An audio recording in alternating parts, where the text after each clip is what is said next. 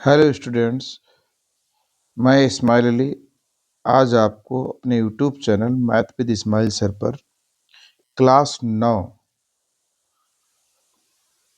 Class 9th में मनोहर रे किताब का चैप्टर नंबर 8 चतुर्भुज स्टार्ट कर रहा हूं और मैं उससे रिलेटेड कुछ थ्योरम्स आपको कराने जा रहा हूं। तो मैं स्टार्ट कर रहा हूं। पहली प्रमेय हमारी क्या है? प्रमेय नंबर फर्स्ट। जरा ध्यान से देखिएगा कि पहली प्रमेय हमारी क्या है। प्रमेय नंबर फर्स्ट हमारी ये है। देखिए, किताब है हमारी मनोहर रे और पेज नंबर हमारा है 152 पर, क्लास 9th। तो चलिए, प्रमेय नंबर पहली ये कहती है कि किसी समांतर चतुर्भुज की सम्मुख भुजाएं बराबर होती हैं। तो हमें ये सिद्ध करके दिखाना है। तो मैं देखिए, सबसे पहले इसको सिद्ध कैसे करेंगे। समांतर चतुर्भुज की सम्मुख भुजाएं। तो समांतर चतुर्भुज होता क्या है? समांतर चतुर्भुज वो होता है जिसकी सामने वाली भुजाएं क्या होती है? समांतर। तो मैं एक चतुर्भुज बना लेता हूं। ये मैंने मान लिया, ये एक चतुर्भुज हमारा ए बी और सी और ए डी बन गया हमारा। अब सबसे पहले प्रमेय प्रूफ करते हैं, तो इसमें दिया हेडिंग ये पढ़ती है, दिया है। तो क्या दिया है? एक चतुर्भुज ए बी सी डी जो है समांतर चतुर्भुज ए बी सी डी है। ए बी सी डी एक समांतर चतुर्भुज है। सिद्ध क्या करना है? सिद्ध करना है, जरा ध्यान से देखिए, सिद्ध करना है कि जो सम्मुख भुजाएं बराबर है, मतलब जो ए बी है वो डी सी के बराबर है तथा जो ए डी है वो हमारा बी सी के बराबर है। सम्मुख भुजाएं समान सिद्ध करनी है। अब हमें यहाँ पर देखो, प्रूफ करने के लिए मुझे रचना करनी पड़ेगी। रचना में हमें क्या करना, कोई एक विकर्ण मिलाना पड़ेगा। चलिए, मैं ए को सी से मिला देता हूँ। मैं क्या करता हूँ, मैं ए और कोई भी विकर्ण मिला सकते हो, ऐसा नहीं है। ऐसी हमने ए को सी से मिला दिया, तो ये हमने विकर्ण विकर्ण विकर्ण ए सी को मिलाया, ठीक है, या खींचा। विकर्ण ए सी को मैंने खींच दिया। इसके बाद में अब आता है उपपत्ति। यहाँ पर हमें इसका तो हमें ये सभी ये इसके तो ऐसा करते दो त्रिभुज बने। जब ये हमें मालूम है समांतर चतुर्भुज है, तो ये भुजाएं तो समांतर हो गई। समांतर चतुर्भुज की सम्मुख भुजाएं क्या होती? समांतर होती। अब हमें सम्मुख भुजाओं को बराबर दिखाना है।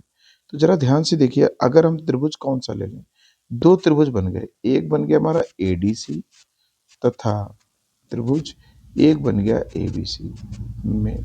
हम चाहते हैं ये दोनों त्रिभुज सर्वांग दिखा देते हैं। तो उसके लिए मैं एक काम कर सकता हूँ, यहाँ से जो हमारा ये जो एंगल है, ये वाला एंगल जो है, ये एंगल हमारा इसके बराबर हो। क्यों?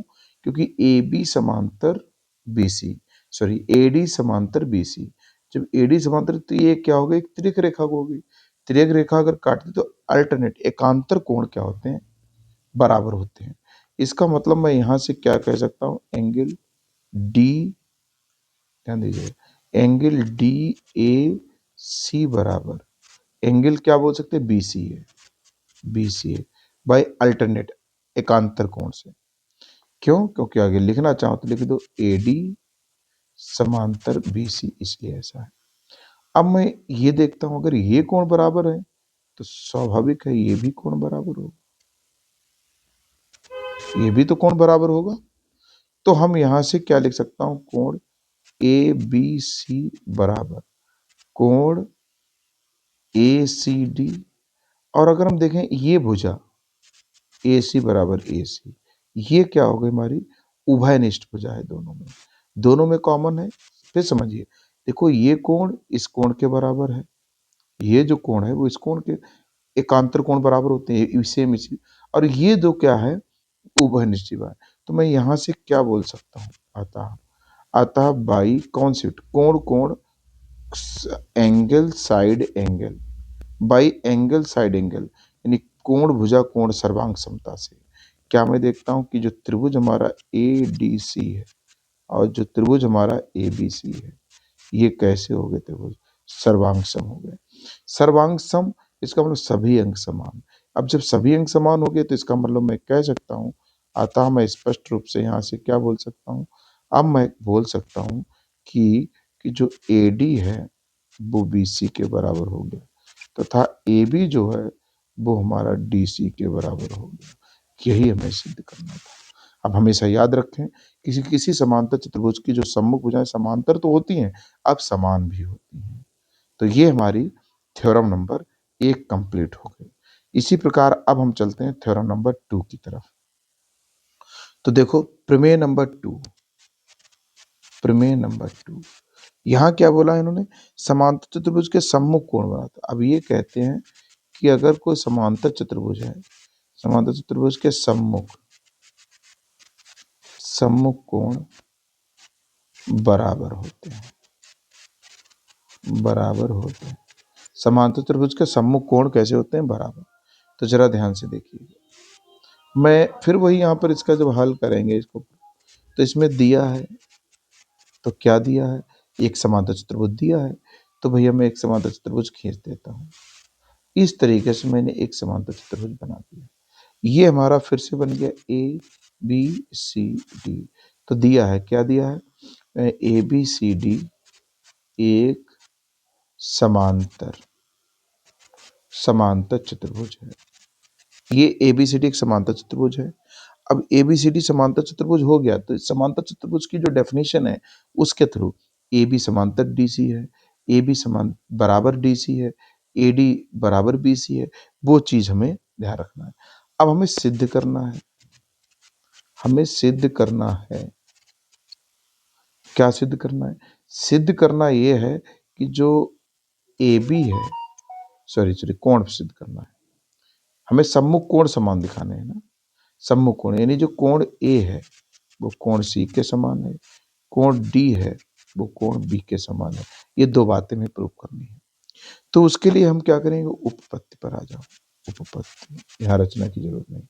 हम ये जानते हैं जब ये समांतर है, ये समांतर है, हम क्या लिखेंगे, ए बी जो है वो समांतर है डी सी के, तथा जो ए डी है ये क्या उन्हें प्रतिच्छेद करती है, प्रतिच्छेदी रेखा ए डी उन्हें प्रतिच्छेद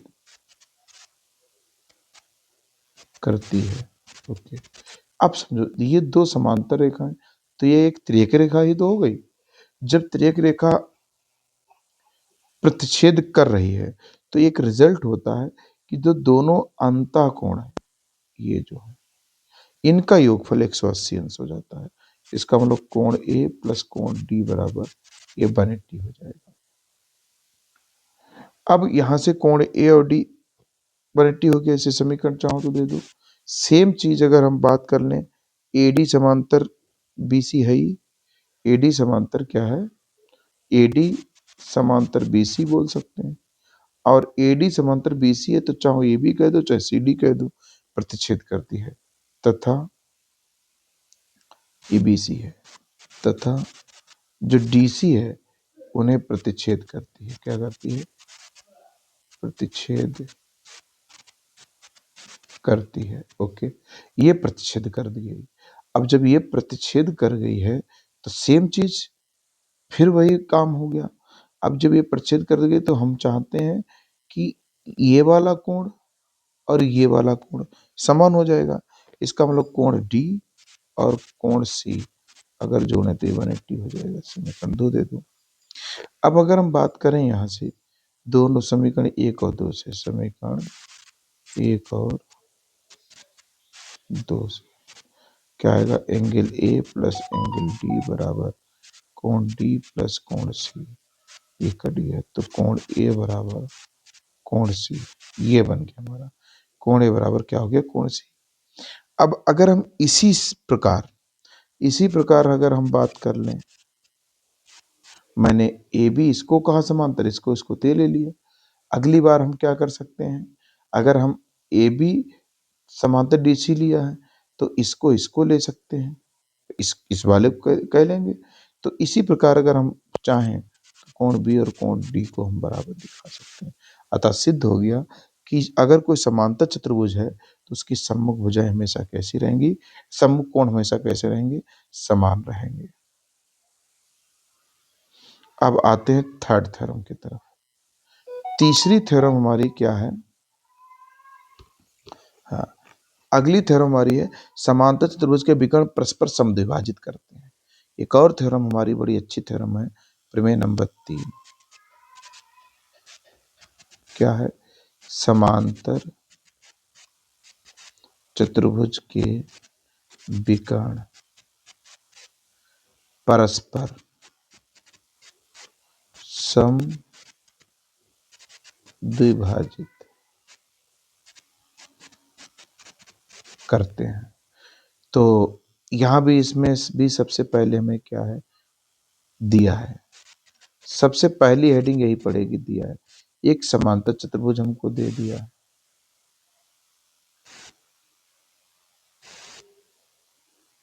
बना दिया, ये समांतर चतुर्भुज बन गया। मैं मान लेता हूं ये हमारा ए बी सी और डी बन गया, ये समांतर चतुर्भुज हो गया।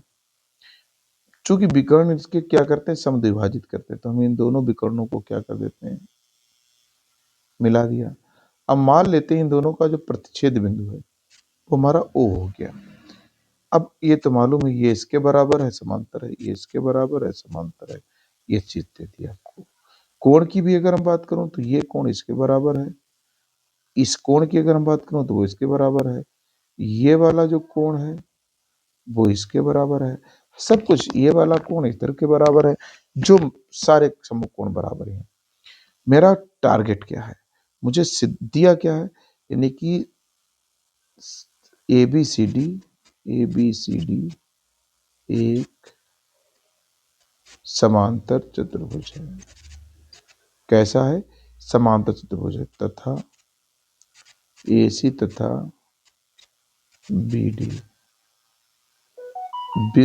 विकर्ण तथा विकर्ण, यहां लिख दो विकर्ण AC तथा BD बिंदु O पर प्रतिच्छेद करते हैं। ओके, अब हमें क्या करना है, सिद्ध करना है। तो सिद्ध क्या करना है, सिद्ध करना है, क्या सिद्ध करना है, कि जो विकर्ण है इसके परस्पर समद्विभाजित करते हैं, यानी OA को OC के बराबर दिखा दो तथा OB को हम OD के बराबर दिखा दें। चलो भाई, अब हम क्या करते हैं, उपपत्ति। उपपत्ति में मैं क्या करूंगा, मैं त्रिभुज ले लेता हूं, AO, त्रिभुज कौन सा ले लेता हूं, AOB में ले लेता हूं। इसके बाद में मैं त्रिभुज ये ले लिया और ऊपर वाला ले लेते त्रिभुज DOC। चलो इन त्रिभुजों में देखता हूं, मैं वह सर्वांग समता ही यूज करना का प्रयास करूंगा।